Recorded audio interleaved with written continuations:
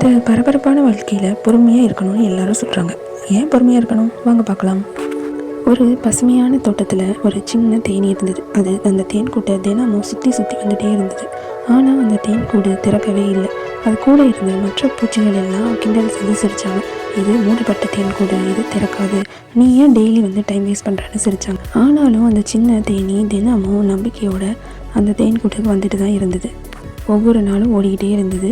14வது நாள் அதே மாதிரி தேனி அந்த தேன் கூட்டுக்கு வந்தது. அப்போது அந்த தேன் கூடு ஈஸியாக திறந்துட்டு உள்ள அழகான அற்புதமான தேன் இருந்தது.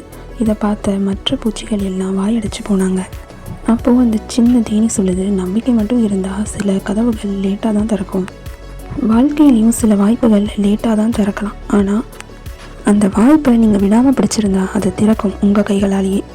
வீடியோவை லைக் பண்ணுங்கள், ஷேர் பண்ணுங்கள், சேனலை சப்ஸ்கிரைப் பண்ணிக்கோங்க.